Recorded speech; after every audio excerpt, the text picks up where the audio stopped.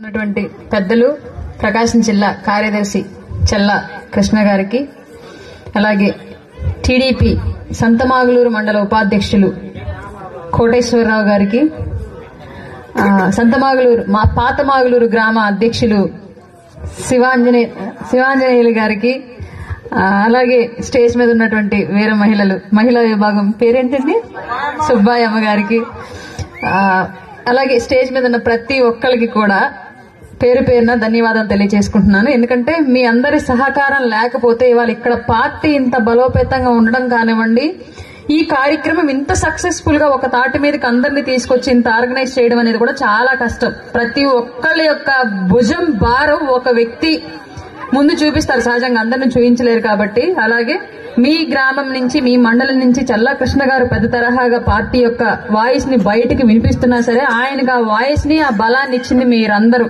స్థానికంగా ఉన్న నాయకత్వం కానివ్వండి, యువత కానివ్వండి, మహిళలు కానివ్వండి, అలాగే జనసేన సానుభూతి పరులైనటువంటి ప్రజలు కానివ్వండి. మీరెవరూ లేకపోతే ఇవాళ పవన్ కళ్యాణ్ గారికి ఆ ధైర్యం ఉండదు, పవన్ కళ్యాణ్ గారికి ఆ బలం లేదు. ఎందుకంటే డబ్బు లేని వ్యక్తికి నిలబడే ధైర్యం ఉంది అంటే మనందరూ బలమే గుర్తుపెట్టుకోండి, మీరు ఇచ్చిన ధైర్యం అదంతా. అలాగే మహిళలుగా మీ ఇద్దరికి, అలాగే ఉన్న వాళ్ళందరికీ చెప్తున్నా, మనకు అవకాశాలు ఒక వంటగదిలో, ఇంటి పనిలో, పొలం పనిలో మాత్రమే మనం వద్దన్న మన దాకా వస్తాయి. మిగతా ఏ సిచ్యువేషన్లను మన దాకా రావు. వచ్చిన అవకాశాన్ని రిజెక్ట్ చేసుకోకండి. ఒక ఉద్యోగాల్లో అయినా, వ్యాపారాల్లో అయినా, ప్రత్యేకించి రాజకీయాల్లో అయినా సరే మహిళలకు అవకాశాలు అనేవి చాలా తక్కువ ఉంటాయి. ఆ తక్కువ కూడా సహజంగా మనం ఆడవాళ్ళం కొంచెం చుప్పరాతి లక్షణాలు ఉండటం మూలంగా ఆళ్ళ జుట్టులు వీళ్ళ జుట్టాలు పీక్కుంటాం కాబట్టి ఆ అవకాశం అనేది అతి తక్కువ మందికి వచ్చింది. వచ్చినప్పుడు ఖచ్చితంగా దాన్ని యూజ్ చేసుకోండి. ఇది ఆడపిల్లలకు అందరికీ సజెస్ట్ చేస్తున్నా. మీరు ఏ స్థాయికి ఎదగాలనుకున్నా సరే మీ అవకాశాన్ని మీరు వినియోగించుకోవడం ముఖ్యం ముందు. అందుకే చెప్తున్నాను, ఇంతసేపు బతిలాడించుకున్నారు కాబట్టి మీ ఇద్దరు. అలాగే ఇంకా ఇప్పుడున్న రాజకీయ పరిస్థితుల దృష్ట్యా ఇది ఒక సంక్రాంతి ఈవెంట్. ఈ ఊర్లో అన్ని పార్టీలకు సంబంధించిన వ్యక్తులు ఉంటారు. ఈ శుభ సందర్భంలో అందరూ కూడా ఇందులో పాల్గొని ఉంటారు కాబట్టి నేను నా ఆపోజిట్ పార్టీని తిట్టను, ఎక్స్క్యూజ్ చేస్తున్న సంక్రాంతి సందర్భంగా. ఇక్కడ వాళ్ళు ఎవరు హట్ అవ్వకూడదని కేవలం. కానీ ఇవాళ రాష్ట్ర రాజకీయాల్లో జరుగుతున్న మార్పులను మీరు కనుక గమనిస్తూ ఉన్నట్లయితే, ఒక వ్యక్తి ఒక సామాజిక వర్గం నుంచి వచ్చాడని మీరు అనుకుంటున్నారు. ఒక వ్యక్తి అన్ని సామాజిక వర్గాల కోసం పుట్టి రాజకీయ పార్టీ పెట్టాడని నేను చెప్తున్నాను. పవన్ కళ్యాణ్ అనే ఒక వ్యక్తి కేవలం కాపు సామాజిక వర్గం కోసం పార్టీ పెట్టల. ఈ రాష్ట్రంలో ఏళ్ల తరబడి వెనకబాటుకు గురవుతూ, ఏళ్ల తరబడి ఊరి చివరే తమ బ్రతుకులు వెళ్లదీస్తూ, ఏళ్ల తరబడి కూలోడు బిడ్డ కూలోడు, ఆ కూలోడు బిడ్డ ఆ కూలోడు గాని ఉంటూ ఉంటే ఈ పరిస్థితి మారాలి, హక్కులు అందరికీ సమానం, అధికారంలో అందరికీ భాగం రావాలి అని చెప్పేసి ఒక వ్యక్తి మనిషి రూపంలో ఉన్న ఒక దేవుడి వాళ్ళ ఆంధ్ర రాష్ట్ర రాజకీయాలు అడుగుపెట్టాడు. అతన్ని గెలిపించుకోకపోతే ఒక అంబేద్కర్ ని కోల్పోయి ఇప్పటివరకు పుట్ల, ఒక రంగాన్ని కోల్పోయి ఇప్పటివరకు పుట్ల, ఒక శ్రీకృష్ణ దేవరాయల్ని కోల్పోయి ఇప్పటివరకు పుట్ల.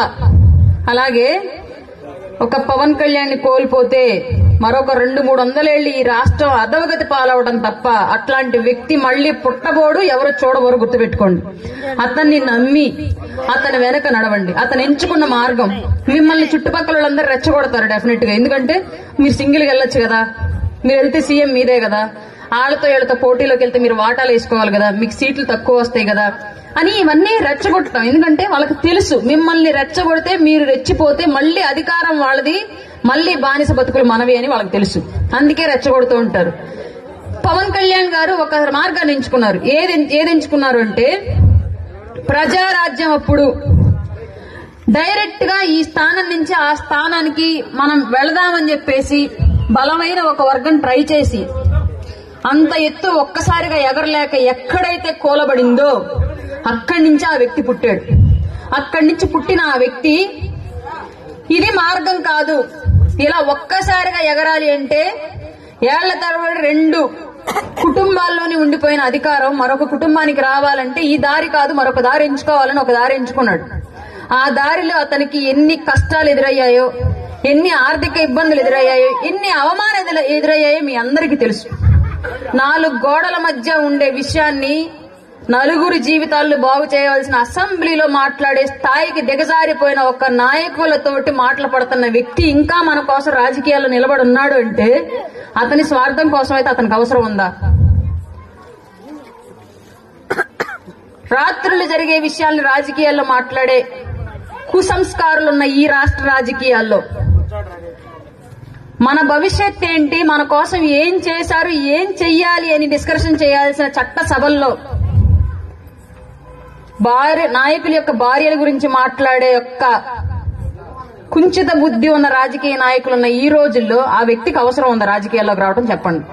పవన్ కళ్యాణ్ అనే ఒక వ్యక్తి రాజకీయాల్లోకి రాకపోయి ఉంటే ఇవాళ ఆయన అందరినీ తిట్టేవాళ్ళు ఆయన చుట్టూ కదా, ఆఖరికి ఆయన పిఏ చుట్టూ కూడా తిరగడానికి పనికిరానంత దౌర్భాగ్యపు జీవితాలు వాళ్ళు ముఖ్యమంత్రి అవనివ్వండి, మంత్రులు అవనివ్వండి, ఎమ్మెల్యేలు అవనివ్వండి. అట్లాంటి వ్యక్తులతో మాట్లాడుతూ కోట్ల రూపాయల సంపాదన వదిలేసుకుని ఏసీ గదుల్లో విమానాల్లో తిరిగే వ్యక్తి ఇవాళ ఆయన గేట్ కాడ సెక్యూరిటీ మాత్రం బ్రతుకుగోడు లేని గాడిదలందరితోటి మాట్లాడుతున్నాడంటే ఆ వ్యక్తి నిజంగా సమాజం కోసం వచ్చాడు, తన స్వార్థం కోసం వచ్చాడు? మీరు ఒకసారి ఆలోచించండి. అతను ఎంచుకున్న మార్గంలో మనం నడవడానికి మనకింతకన్నా నమ్మకమైన విషయం ఏం కావాలో మీరు ఆలోచించుకోండి. కౌలు రైతు భరోసా యాత్ర అని పెట్టి గతంలో ఏ నాయకుడు తమ జేబులోంచి డబ్బులు ఇవ్వలేదు. ఎవరు పెట్టినా ఇవాళ గొప్ప నాయకులుగా రాష్ట్రంలో కీర్తించబడుతున్న వాళ్ళందరూ ఏ సామాజిక వర్గమైన ఏ పార్టీ అయినా అందరూ ప్రజల ఖజానా నుంచి ప్రజలకు పెట్టారు తప్ప జేబులో డబ్బులు పెట్టల. ఆయన నన్ను నమ్ముకొని రాష్ట్రంలో ఒక తరం ఉంది, ఆ తరానికి నేను ధైర్యం ఇవ్వాలి, ఆ తరానికి నేను భరోసా ఇవ్వాలి, ఆ తరం నా జెండా పట్టుకోవడానికి నేను అవకాశం కల్పించాలి అని పెద్ద దిక్కును కోల్పోయి రోడ్డును పడ్డ ఎన్నో కుటుంబాలను ఆదుకోవడానికి కౌలు రైతు భరోసా యాత్ర అని పెట్టి ప్రతి మరణించిన కౌలు రైతు కుటుంబానికి లక్ష రూపాయలు వాళ్ళకి ఆర్థిక సాయం చేస్తూ వచ్చాడు. వాస్తవం చెప్పండి, మీలో చాలా మంది నేను అడుగుతున్నా, కౌలు రైతు భరోసా యాత్రకు ముందు, కౌలు రైతు భరోసా యాత్ర తర్వాత మనం కొన్ని విషయాలు గమనించగలిగితే, కౌలు రైతు భరోసా యాత్రకు ముందు అందరూ నాయుడు అని వేసుకున్నారు, పవర్ స్టార్ పవన్ కళ్యాణ్ గాని ఎవ్వరు జన సైనికుడు, జనసేన అని జనసేన లోగు ఎవ్వరు వేసుకోవాలి. నేను చాలా గమనించాను. ఎప్పుడైతే పవన్ కళ్యాణ్ గారు ఆయన సొంత డబ్బులు పెట్టి ప్రజాసేవ చేయటం స్టార్ట్ చేశాడో అప్పటి నుంచి జనసేన లోగోలు, గ్లాస్ సింబల్స్, జనసేన అని, జన సైనికుడు అని బండ్ల మీద, కార్ల మీద వేయడం స్టార్ట్ చేశారు. ఎందుకంటే అది పవన్ కళ్యాణ్ గారు మీ నుంచి సంపాదించుకున్న నమ్మకం, సమాజంలో మీకు ఇచ్చిన ధైర్యం. ఎవరన్నా కదిలిచ్చారనుకో, సపోజ్ ఏంటో నువ్వు జనసేన, మేము పలానా పార్టీ అని చెప్పి కదిలిస్తే అందరూ చెప్పుకున్న మాట, అవును మా నాయకుడు ఆయన సొంత డబ్బులు పెట్టి ప్రజలకు సేవ చేస్తున్నాడు, మీ నాయకుడు చేశాడా అని అడిగారు అందరూ. నేను కళ్ళారా చూశాను. ఆ ధైర్యాన్ని, ఆ గొంతుని మీకు ఇచ్చింది పవన్ కళ్యాణ్, గుర్తుపెట్టుకోండి. ఎందుకు ఆ గొంతు మీకు వచ్చింది అంటే మీ స్థానికంగా జరుగుతున్న వెనకబాటుతనం ఏంటి, అణచివేత ఏంటి, ఇబ్బందులు ఏంటి అని మీకు తెలుసు. కానీ మీకు ఎదిరించే ధైర్యం లేదు. మీ అందరికీ ధైర్యంగా నిలబడే ఏకైక వ్యక్తి పవన్ కళ్యాణ్. మీకు, నాకు, ఇంకొకరికి. ఇవాళ సామాన్యులకు కూడా ముఖ్యమంత్రిని నువ్వు రోడ్లు ఎందుకు వేయవు, నువ్వు కాలేజీలు ఎందుకు కట్టావు, నువ్వు అప్పులు ఎందుకు చేస్తున్నావు, నువ్వు ధరలు ఎందుకు తగ్గించావు, నువ్వు ఇసుక ఎందుకు అమ్ముకున్నావు, ఇవన్నీ క్వశ్చన్ చేయగలుగుతున్నాము అంటే సీనియర్లు ఇక్కడే ఉన్నారు, టీడీపీ పార్టీకి సంబంధించిన వ్యక్తులు, వీళ్ళకు కూడా నేను అడుగుతున్నాను. అంటే ఈయన ఉన్నారు కాబట్టి చెప్తున్నాను. అంటే సీనియర్ పార్టీ అయినటువంటి టీడీపీ కూడా కొన్ని అంశాల్లో వెనకడుగేసిన టైంలో ఒక అగ్ని పర్వతంలాగా బద్దలయ్యి మనందరికీ ఆ ఆవేశాన్ని, ఆవిరిని ఇచ్చాడు పవన్ కళ్యాణ్ గారు. ఇవాళ ప్రతి ఒక్కళ్ళం సందు చివరిలో ఉండే చిన్న పిల్లోడితో సహా ప్రభుత్వం ఎన్నుకున్న నాయకుడు, ప్రజలు ఎన్నుకున్న నాయకుడు ప్రజలకు సేవ చెయ్యాలి అని చెప్పేసి సోషల్ మీడియా సాక్షిగా అయినా, మీడియా సాక్షిగా అయినా, స్థానికంగా అయినా ప్రశ్నిస్తున్నామంటే ఆ ప్రశ్నించే గొంతు పవన్ కళ్యాణ్. ఆ గొంతు ఇచ్చింది పవన్ కళ్యాణ్ రాష్ట్రంలో ప్రతి తెలుగువాడికి. అట్లాంటి వ్యక్తి ఒక నిర్ణయం తీసుకుంటే ఇవాళ ఎందుకు అందరికి సంశయం, ఎందుకు అందరూ ఆలోచిస్తున్నారు? ప్రజారాజ్యం వచ్చింది నిలబడలేదని చాలా మంది మాట్లాడారుగా. పాపం ఆయన ఈ కుటిల రాజకీయాల్లో నిలబడలేక ఈ రాజకీయాలు నాకొద్దు, నాకెందుకు ఈ బురద అని చెప్పేసి నిష్క్రమించాడుగా రాజకీయాల నుంచి. ఆ రోజు మీకు ఏర్పడిన బాధ, ఆ రోజు మీలో కలిగిన ఆవేశం, ఆ రోజు మీలో కలిగిన సందేహాలన్నింటికీ ఇవాళ సమాధానం పవన్ కళ్యాణ్. ఆ రోజు మేము నిలబడ్డాము కానీ ఆయన నిలబడలేదని బాధపడ్డాం. మీ అందరూ ఇవాళ మీకోసం ఒక వ్యక్తి నిలబడి పోరాడుతున్నాడు. అన్ని ఆలోచనలు పక్కన పెట్టేసి పవన్ కళ్యాణ్ గారి ఆలోచన మీ ఆలోచనకు వచ్చి నిలబడి రేపు ఎలక్షన్ కి రండి. ఇంకా గ్రామాల్లోంచి బయటికి రండి. అయిపోయింది, వైసీపీ పరిస్థితి అయిపోయింది. రేపు ప్రతిపక్షంలో ఉంటది వైసీపీ, గుర్తుపెట్టుకోండి. రాబోయేది జనసేన టీడీపీ ఉమ్మడి ప్రభుత్వం, భారీ మెజారిటీతో గెలుస్తాం. ఇప్పుడు మన వంతుగా మనం చేయాల్సింది ఏంటి అంటే, ఒక అరక దున్నాలి అంటే, ఒక నాగలి లాగాలి అంటే 2 ఎడ్లు ఎంత ఇంపార్టెంటో, 2 గిత్తలు ఎంత ఇంపార్టెంటో, రాష్ట్రం అనే ఒక నాగల్ని లాగడానికి, అభివృద్ధి అనే ఒక పొలాన్ని దున్నడానికి జనసేన ఒకవైపు ఎద్దైతే టీడీపీ మరొక వైపు ఎద్దు అన్న విషయం గుర్తుపెట్టుకోండి. 2 సమంగా వెళితేనే ఆశించిన పంట మన చేతికి వస్తుంది, ఆశించిన ప్రతిఫలం మన చేతికి వస్తుంది. ఏది నేను ఎక్కువ అని ముందుకు లాక్కెళ్ళినా సరే, ముందుకు లాగేది ఆ బరువు లాగలేక అది సతికలు పడాలి, అది వెళ్ళిపోయి ఒంటరిగా ఉన్న ఇది సతికలు పడాలి, గుర్తుపెట్టుకోండి. అప్పుడు మన వెనకాల ముళ్ళుగర్ర పెట్టి పొడవడానికి వస్తాడు జగన్మోహన్ రెడ్డి. మళ్ళీ ఆ ముళ్ళుగర్ర పెట్టి పొడిపించడానికి సిద్ధంగా ఉంటే ఒకళ్ళ చుట్టూ ఒకళ్ళు పిక్కోండి, లేదంటే ఒకళ్ళ భుజం మీద ఒకళ్ళు చెయ్యేసుకొని సమంగా పని చేసుకుంటూ వెళ్ళండి. కాదు కూడదని వాడు వీడు ఎక్కేస్తే తల ఒకళ్ళు అనుకుంటే దేహం ఒకళ్ళు, గుర్తుపెట్టుకోండి.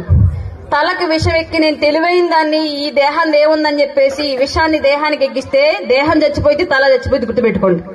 లేదు బాడీకి అబ్బా నేను బలంగా ఉన్నాను, తలదేముంది ఒక్కరు ఉందని చెప్పేసి బాడీకి విషం ఎక్కించుకున్నా ఈ విషం తలకు కూడా ఎక్కిద్ది, బాడీ చచ్చిపోయింది, తల చచ్చిపోయింది, గుర్తుపెట్టుకోండి. ఇవాళ 2 పార్టీల యొక్క పొత్తు అనేది తల దేహాల యొక్క సమకలయిక. ఇవి 2 ఒక మాట మీద ఉంటేనే దేహం భూమి మీద నడిచిద్ది, అనుకున్న తీరం చేరిద్ది. లేదంటే తెలివైన తల నిర్జీవం అవ్వాల్సిందే, బలమైన బాడీ మట్టిలో కలవాల్సిందే, గుర్తుపెట్టుకోండి. ఆ మట్టి జగన్మోహన్ రెడ్డి. ఈ విషయం గుర్తుపెట్టుకోండి క్లియర్ గా. ప్రతి ఒక్కరికి చెప్తున్నా, ఎవరిని ఇక్కడ వైసీపీ వాళ్ళు ఉంటే మాత్రం నన్ను అన్నేదా భావించవద్దు, మేమందరం బాధితులం కాబట్టి ఇక్కడ మా బాధనైతే చెప్పుకుంటున్నాము, దయచేసి క్షమించండి. అందుకే మళ్ళీ ఇంత బలమైన ఒక గ్రామంలో ఇంతమంది రావడం అంటే చిన్న విషయం కాదు. మీరు ఎన్నేళ్ల రాజకీయం చూసుంటారు, ఎన్నో ఏళ్ల నాయకులను చూసుంటారు. ఒక్కసారి పవన్ కళ్యాణ్ చెప్పినట్టు విని పవన్ కళ్యాణ్ గారిని చూడండి. రాబోయే రోజుల్లో అధికారం 2 పార్టీల చేతిలో ఉంటుంది. రాష్ట్రం కోసం తీసుకునే నిర్ణయాలు ఇరువురు నాయకుల చేతుల్లోనే ఉంటాయి.